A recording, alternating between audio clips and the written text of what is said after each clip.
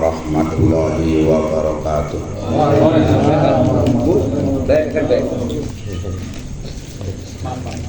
Alhamdulillah. Alhamdulillahilladzi yarfa'u darajati man talaba ilma wa 'allamahu wa 'amila. Nas'aluhul mazida kulla yawmin wa hinin wa waqtin wa sa'ah. Allahumma shalli wa sallim wa barik ala sayyidina wa habibina sayyidina Muhammadin al-qa'il man salaka tariqan yaltamisu fihi ilman sahhalallahu bihi lahu tariqan ilal jannah. Salatan narjullaha biha fahmahu wa hifdahu wa ziyadatahu wa laddatah wa ala alihi wa ashabihi wa azwajihi wa dhurriyyatihi wa ahli baitihi hum ahlul ilmi wal jihadi wal khairi wa syahadah. Allahumma rzuqna ilman nafi'an fid dunya wal akhirah wa ballighna ila rutbatil 'aliyah wa atilana uluman laduniyah. Subhanaka la ilma lana illa ma 'allamtana innaka antal alimul hakim. Bismillahirrahmanirrahim. Wal hayawanu kulluhu tahirun illal kalba wal khinzira. Hayawan semuanya tergolong suci kecuali anjing lan babi. Yang dimaksud dengan hayawan itu malahu ruhun, sesuatu yang punya roh namanya hayawan. Kalau yang tidak punya roh namanya jamad, yaitu barang yang keras seperti pepohonan. Setiap hayawan semuanya, ini kalimat semuanya, terhukumi suci kecuali anjing lan babi. Ini versinya versi mazhab Syafi'i, bukan mazhab Imam Malik yang mengatakan anjing tidak najis. Dan kategori hayawan yang dikatakan suci di sini memasukkan aslu kulli hayawan. Asalnya setiap hayawan ini pun suci. Apa aslu kulli hayawan? Mani, sperma itu asalnya hayawan, pokoknya awal mulanya. Kemudian alaqah, yaitu darah sekempel. Kemudian mudghah, yaitu daging sekempel. Itu kategori aslu kulli hayawan masuknya. Tapi uli hayawani tahiratan wa najasatan, maka asalnya hayawan yaitu mani akan mengikuti hukum dari sisi hayawannya, baik di dalam kesuciannya maupun najisnya. Kalau hayawannya suci maka maninya juga suci.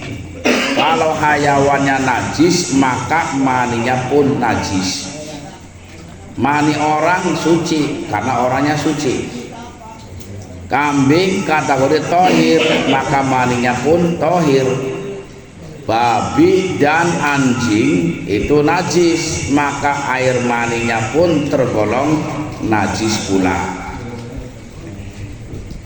Tinggal bagaimana jika ada sesuatu yang keluar dari badan hayawan, maka wal munfasilu minal hayawani an najisi najisun mutlakon. Sesuatu yang terpisah dari hayawan yang najis maka terhukumi najis secara mutlak. Jadi misalkan kayak babi najis, otomatis keringat yang keluar dari babi ya najis pula. Apalagi kotoran yang keluar dari dubur dan kubur, ilernya ya najis maning, sama. Sesuatu yang memfasir, bukan juz, bukan. Bagaimana kalau yang keluar dari hayawan yang suci, misalkan kayak kambing, kucing, kan suci walaupun nggak boleh dimakan. Wa minat tohiri, kalau yang terpisahnya itu dari hayawan yang suci, ingka naroshan kala irki warriqi wa nahwihima fatahirun, kalau itu yang keluarnya adalah keringat atau seperti ludah dan semisalnya, maka terhukumi suci. Wong suci idune suci, wong suci keringete uga suci. Hayawan yang kategori tohir suci, maka keringatnya pun tergolong suci. Au mimma lahu istihalatun fil batini fanajisun, tapi kalau terolah dari dalam perut maka terhukumnya najis walaupun dari hayawan yang suci. Kotoran manusia, kencingnya najis walaupun manusianya suci. Baik dari kerbau, sapi, ini versi madzhab Syafi'i, walaupun hayawannya tergolong suci, maka istihala fil batin, kalau yang terolah dari dalam perut maka terhukumnya adalah najis. Karena mazhab yang lain ada juga yang mengatakan kotoran tidak najis. Makanya anak versi orang yang raup nganggo uyuwe onta, karena mungkin mazhabnya berbeda. Tapi kalau mazhab Syafi'i tetap najis. Na'amma istahara li solahi kalabani minal makuli wal adami wa kalbidi tahirun. Lah, walaupun tadi ada yang keluar dari hayawan suci seperti kotoran terhukum najis, ada lagi kalau yang keluarnya itu adalah untuk kemaslahatan, kebaikan, karena memang dibutuhkan seperti air susu, baik itu keluarnya dari hayawan yang boleh dimakan, susunya kambing, susunya sapi, susunya kuda, halal dan suci dan boleh untuk dikonsumsi. Begitupun air susunya anak Adam, begitupun telur. Kalau yang keluarnya adalah hayawan yang suci maka tergolong suci. Karena semua hayawan tergolong suci kecuali anjing dan babi. Dan tadi diterangkan bahwa yang namanya hayawan ma'lahu ruhun, sesuatu yang punya roh. Kira-kira bagaimana lamun ana blatung metune sangka batang, atau ada singgat hayawan kecil model blatung yang keluar dari babi atau dari anjing, istilahnya dari hayawan yang najis.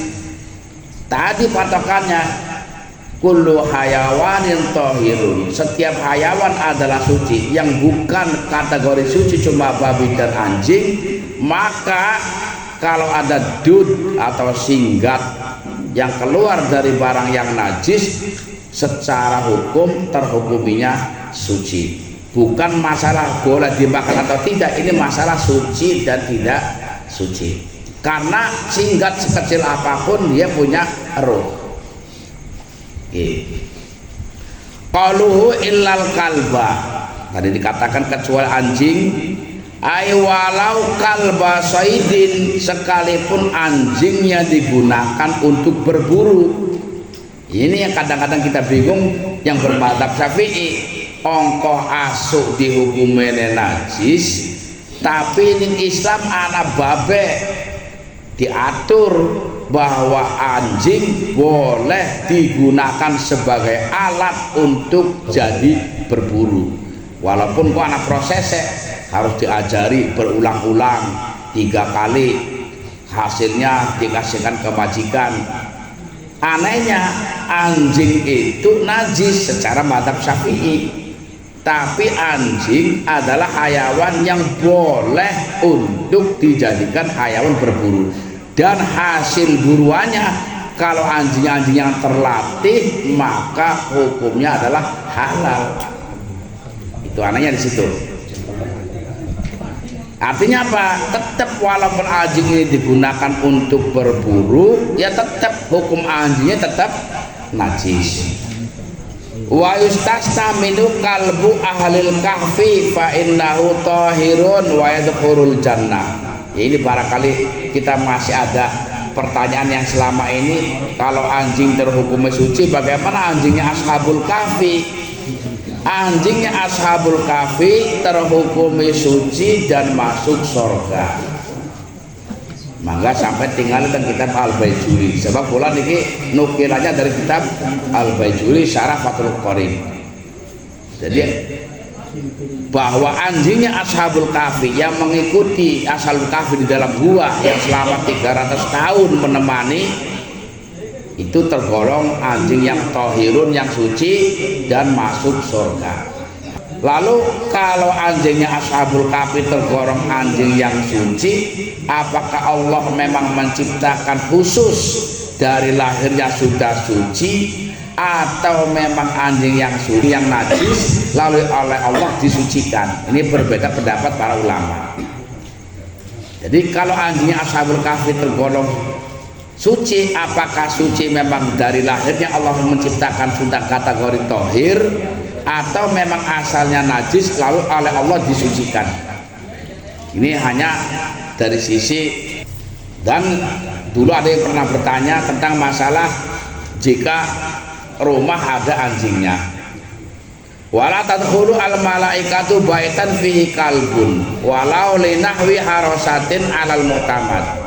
Memang betul bahwa rumah yang didiami oleh anjing, malaikat ini nggak mau masuk, walaupun anjingnya anjing untuk menjaga rumah, tetap malaikat nggak mau masuk. Dan malaikat yang dimaksud di sini adalah malaikat rahmat, bukan malaikat hafadzah. Jadi rumah yang dimaksud bukan harus gedung mewah, bukan. Sesuatu yang ditinggali oleh manusia, baik itu gubuk, rumah biasa, rumah mewah, bahkan termasuk himah. Himah itu rumah kemah. Itu kalau membawa anjing, la yadkhulul malaikah, malaikat tidak mau masuk, walaupun itu anjing untuk dijadikan anjing yang harosah untuk menjaga rumah. Lanjut. Wa ma tawallada minhuma aw min ahadihima. Wa ma tawallada minhuma, kalau anjing terhukum najis, babi juga najis, maka anak-anaknya anjing dan anak-anaknya babi pun sama terhukumi najis pula. Au min ahadihima ma'a hayawanin tohirin, atau jika ada anjing lalu dia macak dengan hayawan yang suci. Umpama ada anjing dengan sapi, anjing dengan kambing, anaknya bagaimana? Di situ ada campuran antara yang najis dan yang suci. Ini yang dimaksud dengan aumin ahadima ma'a hayawanin, tetap terhukuminya adalah najis. Karena memang barang yang haram, ketika dengan barang yang halal, yang menang yang haram. Yang halal itu kalah. Yang najis dengan yang suci, sing menang sing najis. Wa syamala kalamu al mutawalid baina kabil adamin. Nah, walaupun mungkin belum pernah kejadian atau mungkin pernah, mencakup antara perkawinan antara anjing dan manusia. Wong rabi karo asu, wis ora ketemuan jodoh ya. Metulah anak, bu anak rupa asu, bu anak rupa babi. Bagaimana hukumnya? fa in kana, ini walaupun belum pernah melihat ya, tapi kita hanya sebatas ilmu pengetahuan lah. Fa in kana ala surati kalbin fa najisun, asu kawin karo wong metune rupa asu hukume najis. Wa in kana ala suratil adami fa tahirun, asu karo wong metune wujud wong. Mumet maning gue. Asu karo wong wujude wujud wong. Fatahirun inda Ramli, menurut Syekh Muhammad Ramli terhukumi suci. Tapi menurut Syekh Ibnu Hajar tergolong najis yang dingampura. Bahkan dari Syekh Ibnu Hajar dikatakan begini, fayusalli imaman, wong tuane asu karo wong, anaknya pinter, boleh jadi imam. Barang kia anak wong karo wong, anak Cina ribut wae, anak Cina oleh jadi imam beli. Wong anak asu be masuk oleh, fayusalli imaman. Anak wong karo wong beda orang kawin, anak Cina oleh jadi imam apa ora? Si anak wong karo asu be masuk oleh, fayusalli walau imaman, boleh sholat sekalipun menjadi imam. Wa yadkhulu al masajida, bahkan anak asuh karwa kalau wujudnya wujud manusia boleh masuk masjid. Jadi saya Ibnu Hajar, wa yukhalitun nasa, boleh bercampur dengan manusia. Wala yunajisuhum bilamsihi ma'arutubah, bahkan dari saya Ibnu Hajar walaupun teles selaman karo anak asuh karo wong mau si wujudnya wong tidak tergolong menajiskan. Wala yunajisu al-ma'al qalil, bahkan tidak menajiskan kepada air yang sedikit. Kok banyu ini dikobok di siapa nih anak asuh karo wong, tidak membuat najis. Bahkan boleh untuk menjadi penguasa, boleh menjadi kubu, boleh menjadi DPR secara ana wedus karo wedus. Kan halal dipangan hari wedus. Metu wujud manusia, seandainya punya akal, pinter, khotbah Idul Adha pisan, perangkat khotbah Idul Adha disembelih oleh orang. Anak kan wedus kan halal kabeh berarti. Cuma Allah Ta'ala menjadikannya kan bukan hal yang mustahil kalau Allah menciptakan, mungkin saja. Wujudnya manusia, dia jadi imam, jadi khotbah yang pinter, mondok pesantren di Boyolali umpamanya lawas, perangkat khotbah sebelah jadi korban. Boleh tidak? Boleh. Coba boleh. Yang hitungannya asalnya sangka kambing dengan kambing. Lah sekarang andaikan ada manusia dengan manusia, wujudnya kambing, anjing, wujudnya manusia dengan manusia, pas lahir wujudnya wujud asu. Nah, jadi siapa orang? Benar. Kan asalnya manine uang, mesti kayak pada jeblak. Ya, manine uang loh, itu manine asu. Cuma wujudnya wujud asu, aslinya dengan uang karo uang. Singkatnya asal jeblak ya beli apa? Wal mutawalid bainal adamiyaini, anak yang lahir dari dua anak Adam, lanang yang manusia, wadone ya manusia. Tahirun hukume suci walau kana ala suratil kalbi, sekalipun bentuknya bentuk asu. Jadi walaupun wujud asu, kalau itu memang perkawinannya manusia dengan manusia, hukumnya tetap suci. Cuma yang mumet ngulam dari wali nikah kapriben setelah sembuh wallahu alam itu pusing. Karena memang kenapa kalau wujudnya manusia, kalau dia punya akal kok masih ada tuntutan sholat? Karena tuntutan sholat patokannya adalah akal, bukan. Makanya ketika manusia dengan yang bukan manusia kemudian lahirnya adalah manusia, atau ada hayawan dengan hayawan wujudnya manusia, andai kata Allah memberi karunia dengan punya akal, dituntut tidak punya untuk sholat, tetap untuk sholat, karena patokannya sholat adalah akal bukan wujud. Makanya ning bab sehat orang sehat gegen wong wajib sholat ku anane ning akal. Kartoro bagian Melayu sing babakan ping 5 orang rengosan ora wajib. Sebab akalnya ora jelas. Bahkan uang pikir fisiknya wis lemah, stroke, orang bisa obah, ditakoni masih bisa jawab normal, masih wajib sholat karena patokannya adalah akal. Waktu tasduku bitoharatid dudi lagi mau dikatakan bahwa ketika ada singgat yang keluar dari perkara yang najis, maka terhukumi suci karena singgat itu adalah hayawan. Patokannya mau wal hayawanu kulluhu tahirun, hayawan semuanya suci kecuali anjing dan babi dan anak-anaknya. Makanya tasduku bitoharatid dudi al mutawallidi minan najasah, makanya terhukumi suci lamun ana singgat metune sangka najis karena kategori hayawan iki. Wal maitatu kulluha najisatun illa samaka wal jarada wal adamiyah, bangkai itu hukumnya najis. Batang, sing arane batang apa sih? Hayawan yang mati tanpa disembelih secara syar'i. Walaupun itu kambing, kalau matinya tanpa disembelih atau disembelih tapi bukan sama orang Islam, maka hukumnya bangkai. Maca bismillah kok ora wajib ora.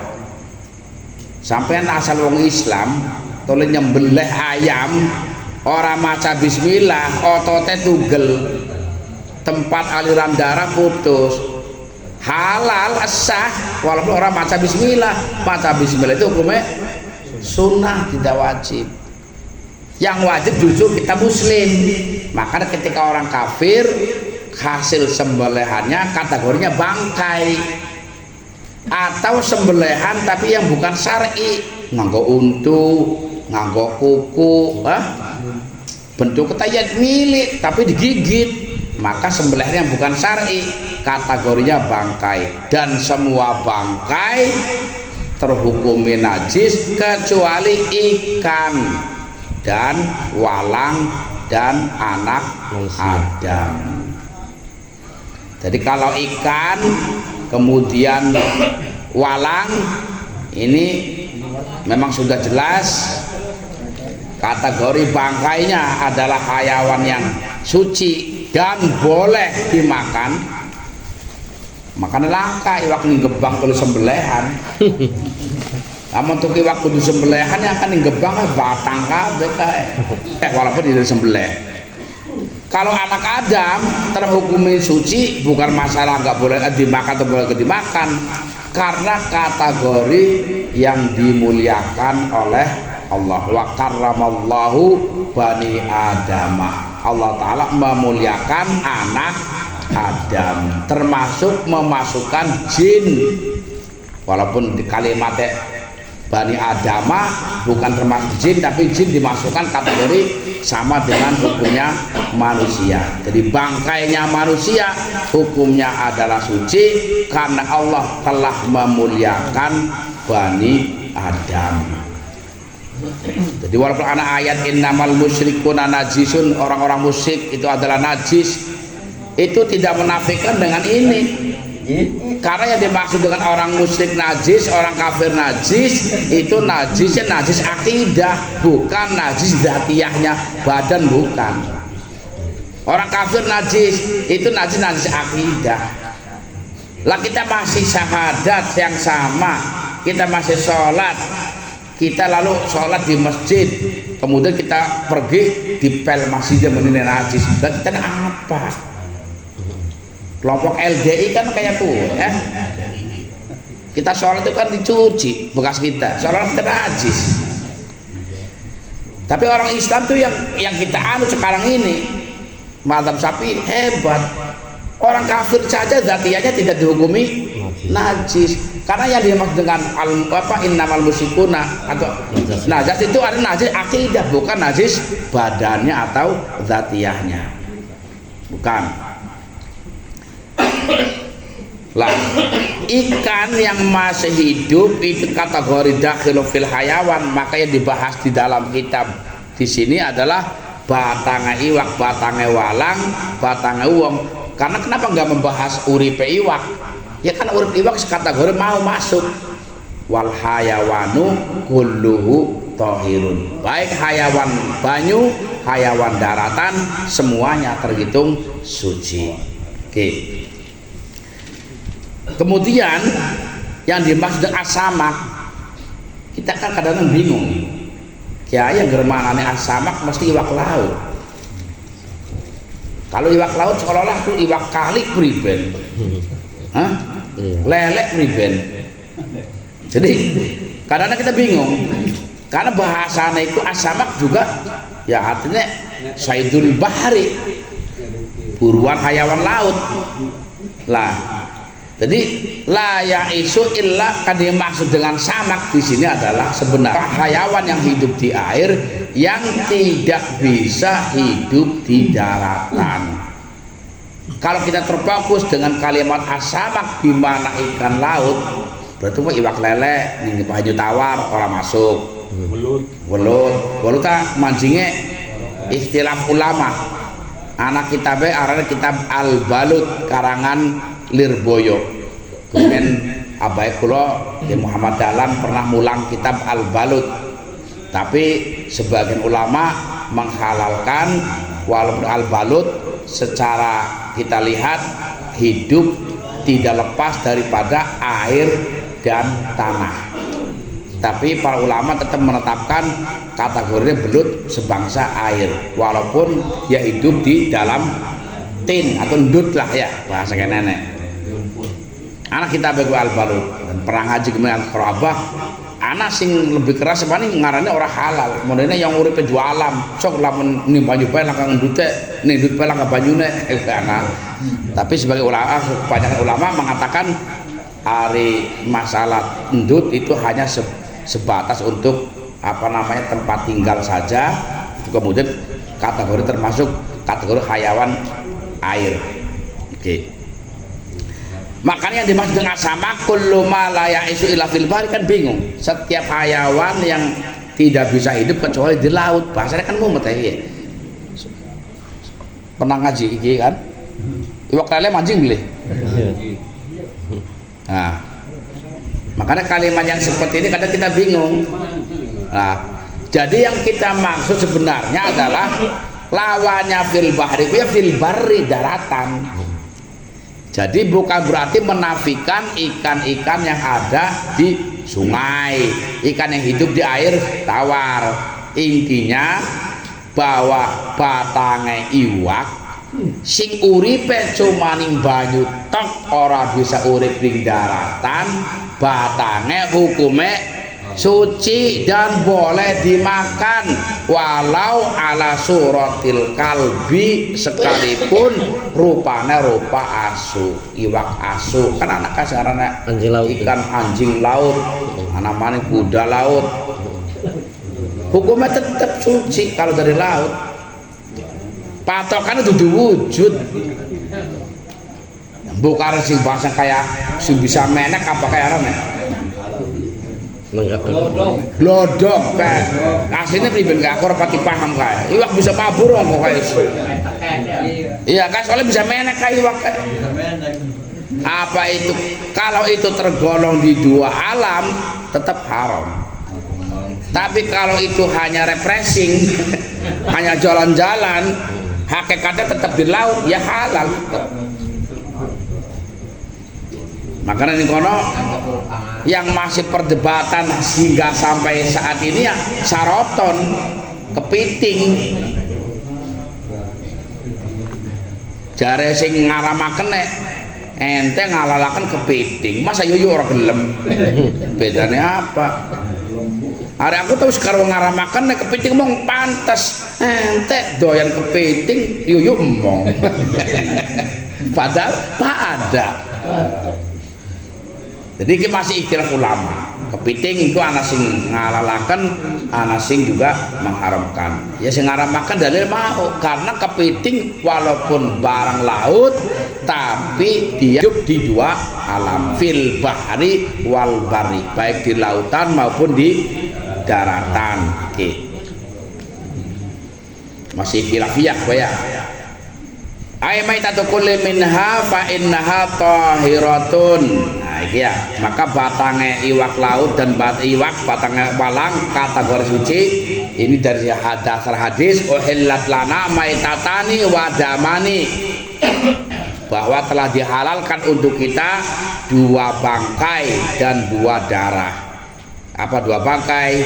Batange iwak lan batange walang. Darah apa sing halal?